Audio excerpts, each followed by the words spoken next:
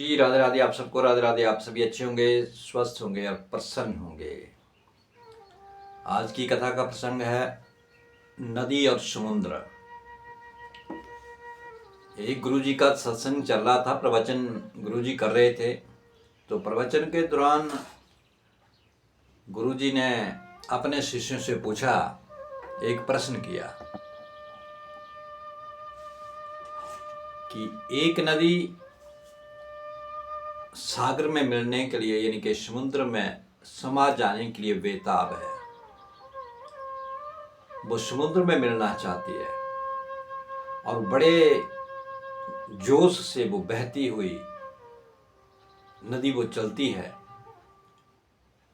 समुद्र से मिलने के लिए।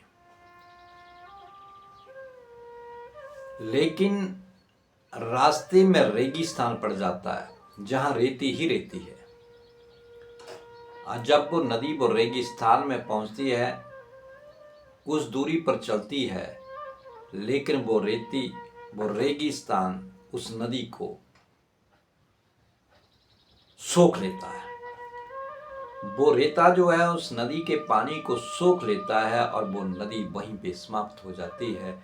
और उसकी जो कामना थी, जो उसका उस सागर के साथ मिलने का, उस समुद्र के साथ मिलने का जो निर्णय था, वो अधर में अटक जाता है। वो नदी वहां तक नहीं पहुंच पाती।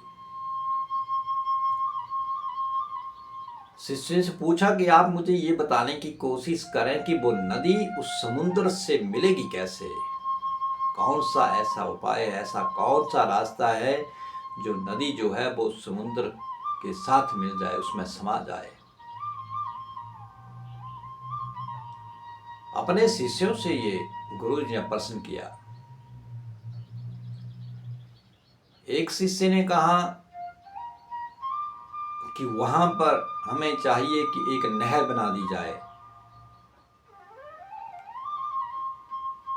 फिर वो सागर तक वो नहर पहुंचा दी जाए, समुद्र तक, फिर वो उसमें मिल सकती है। किसी ने कहा कि नदी को उस रेगिस्तान से बहुत नीचे तक बहना चाहिए, तब वो मिल सकती है। यानी कि सब शिष्यों ने अपना अपना योग्यता के अनुसार, अपनी बुद्धि के अनुसार गुरु जी के प्रश्न का उत्तर दिया। कोई कहे कि नहर बना दी जाए, कोई कहे कि नदी को बहुत गहराई तक चले जाना चाहिए, फिर वो सागर में मिल जाएगी, फिर वो समुद्र में मिल जाएगी। सभी के अपने अपने अलग अलग से उत्तर थे।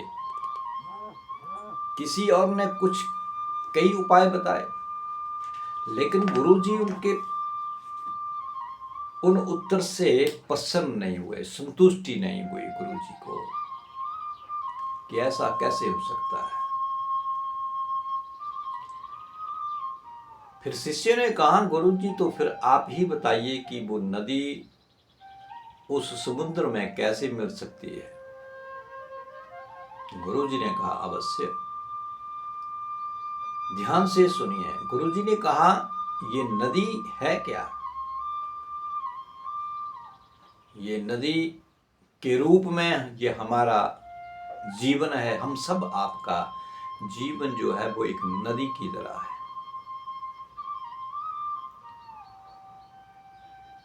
हम उस परमात्मा से मिलना तो चाहते हैं, उस सागर में समा जाना चाहते हैं, उस समुद्र में हम खो जाना चाहते हैं, उस प्रभु के चरणों में हम लीन हो जाना चाहते हैं। लेकिन ये जो रेगिस्तान है, जो रेती है, वो ये संसार है।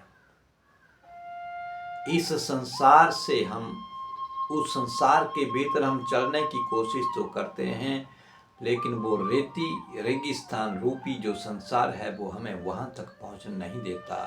उसने हमें अपने आंचल में समा लिया है, अपने भीतर उसने हमें जकड़ लिया है, जिससे हम कहीं जा नहीं सकते। हम उस नदी के रूप में हमारा जीवन है। हमारा जीवन जो है उस कुएं के प्रति है। हमारा जीवन जो उस तालाब की तरह है, वो छोटी सी नदी के बराबर हमारा जीवन है, या छोटे से कुएं या बावड़ी के तरह हमारा जीवन है। हम कैसे उस समुद्र से मिल पाएंगे, हम कैसे उस प्रभु से मिल पाएंगे, हम कैसे उस सागर में समा पाएंगे। इसलिए एक उपाय है, संत ने अपने शिष्यों से कहा, जिससे हम उस प्रभु से मिल पाए, या वो नदी उस समुद्र में जाकर के समा जाए। वो कैसे समा पाए, कैसे वो उस रेगिस्तान को पार कर पाए, कैसे वो उस रेती से अपना छुटकारा करे। तो गुरु जी ने बड़ा ही उत्तम उपाय बताया। कहा कि उस नदी को उस सूर्य की गर्मी के साथ मिल करके भाप बन करके वो हवा में उड़ जाए, और वो हवा में जब उड़ जाएगी तो बादल के रूप में बन जाएगी, और फिर जब बरसेगी तो उसी तरह वो समुद्र में जाके मिल पाएगी। नहीं तो वो वैसे ही रेगिस्तान में भटकती ही रह जाएगी, और ना जाने उस रेगिस्तान में कितनी नदियां लुप्त हो गई। इसलिए अगर उस रेगिस्तान को पार करना है तो उसको चाहिए, उस नदी को चाहिए कि वो गर्मी के द्वारा, उस सूर्य की गर्मी के द्वारा भास्प बन करके और हवा के साथ वो उड़ करके इस संसार सागर से ऊपर उठ जाए। तब जाकर के वो जब ऊपर उठ करके हवा और गर्मी से वो नदी जब भास्प बनेगी ना प्रभु जी, तो फिर वो बदल करके एक ना एक दिन वो समुद्र में जो है अवश्य मिलेगी, उस सागर में वो समा जाएगी। एक ही उपाय है, नहीं तो वो कुएं का जल कुएं में ही रह जाएगा, वो तालाब का तालाब में ही रह जाएगा, और नदी का वो नदी में ही रह जाएगा, और कुछ दूरी पे जाके वो समा जाएगा। इसलिए हम भी उस नदी की तरह हैं, हमारा जीवन भी उस नदी की तरह है, हमारा जीवन भी उस तालाब की तरह है, हमारा जीवन भी उस कुएं की तरह है, हमारा जीवन भी उस बावड़ी की तरह है, जो केवल एक ही जगह पे स्थिर हैं, भीतर एक ही जगह पे खड़े हैं। हम कैसे उस से मिल पाए, कैसे एक छोटा सा कुआं, कैसे एक छोटी सी बावड़ी वो उस नदी से मिल जाए, और फिर वो नदी उस सागर से मिल जाए, उस समुद्र से मिल जाए। एक ही उपाय है प्रभु जी, और वो है कि हमें उस सूर्य की गर्मी के साथ वो भाप बन करके उस हवा के साथ मिल करके बादल के रूप में बन करके फिर वो गर्मी के द्वारा वो बहे, तब जाकर के वो सागर समुद्र में जाकर के मिल सकती है। और हम आप भी इस रेगिस्तान से, इस संसार के बंधन से मुक्त तभी हो सकते हैं जब हम किसी गुरु के सानिध्य में जाकर के उस गुरु के हुए तप, उसकी गर्मी के सानिध्य में जाएंगे। तब शायद हम भी पिघल पाएंगे, और शायद हम उनके साथ मिल करके फिर उस प्रभु के चरणों में हम भी लीन हो जाएंगे। इसलिए जीवन के भीतर हमें कैसे उस प्रभु के साथ मिलना है, कौन सा रास्ता हमने अपनाना है। अब संसार के भीतर अगर हम रह करके, अगर हम इस जीवन में जो जीवन उस प्रभु ने हमें दिया है, 84 लाख योनियां भुगतने के उपरांत जो हम इस देह में आए हैं, अगर हम ऐसे ही उस रेगिस्तान में अगर भटकते रह गए, जहाँ पर ना हमें पेड़ मिलेगा, ना छाया मिलेगी, ना जल मिलेगा, और हमारा जीवन वहीं खप जाएगा, और उस गर्म रेती के भीतर हम वहीं लुप्त हो जाएंगे। यानी कि हम इस संसार के भीतर ही अपने देह का त्याग कर देंगे, और जिस मकसद के लिए हम यहाँ धरा पे ऊपर आए थे, जन्म मिला था हमें, तो वो सब कुछ अधूरा रह जाएगा, और फिर हम 84 के चक्र में भटकते रह जाएंगे। इसलिए हमें उस नदी की तरह बहना तो है, लेकिन अगर रेगिस्तान में, उस संसार सागर में अगर वो उलझ जाएगी, उस रेगिस्तान में उलझ जाएगी, तो वो रेती जो है उसको सोख लेगी, अपने में समा लेगी, आगे बढ़ने नहीं देगी। इसलिए संसार भी हमें आगे बढ़ने नहीं देता है। उस प्रभु की तरफ अगर हम जाने की कोशिश करें ना, हम प्रभु के हृदय में जाने की कोशिश करें, तो ये संसार, ये समाज, ये हमारे रिश्तेदार, ये संबंधी, ये माता पिता, ये भाई बंधु, ये सब हमें उस रास्ते की तरफ से जाने से रोकेंगे नहीं। अभी तो विवाह करना है, अभी तो गृहस्थ को चलाना है, अभी तो ये करना है, अभी तो वो करना है, और फिर उस रेगिस्तान की तरह वो हमें अपने बंधन में बांध लेंगे, वो कहीं जाने नहीं देंगे।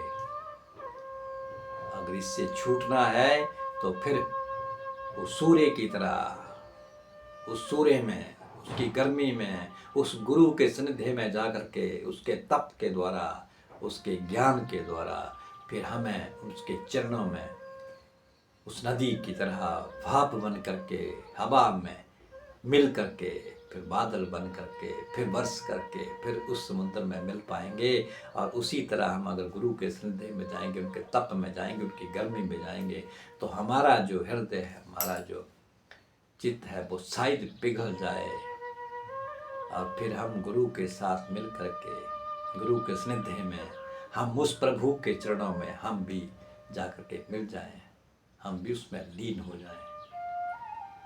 इसलिए संसार सागर में रहते हुए अगर कोई साधन, अगर कोई प्रभु को पाने का है, अगर परमात्मा को पाने का है, तो केवल वो एक गुरु का ही माध्यम है। गुरु के माध्यम के द्वारा ही हम संसार को पा सकते हैं। इसके लिए कोई बड़े ग्रंथों को, शास्त्रों को, इनको पढ़ने की जरूरत नहीं है। प्रभु, हमारा चित्त, हमारा मन बिल्कुल निर्मल होना चाहिए, साफ होना चाहिए। बस देखो, बस गुरु के सानिध्य में चले जाइए, चित्त को साफ रखिए, निर्मल रखिए।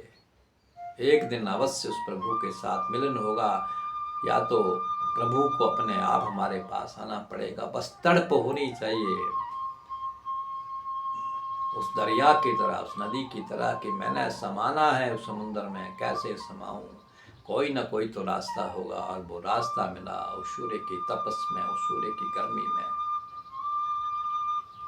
हम जिस तरह वो शबरी मैया जो अनपढ़, उसके लिए एक शब्द भी उस भैंस के बराबर दिखे, जो पढ़ी लिखी नहीं है, वो अनपढ़ है, लेकिन एक लगन लग गई गुरु के द्वारा दिए हुए आशीर्वाद से, उनके कहे हुए शब्दों से, मतंग ऋषि के द्वारा, कि एक दिन प्रभु तेरे पास अवश्य आएंगे। बस ये चित्त, ये मन उनके चरणों में लगा दिया, उनके नाम को जपने में लगा दिया, और प्रभु जी एक दिन तो प्रभु को फिर आना ही पड़ा उस भेलनी के पास।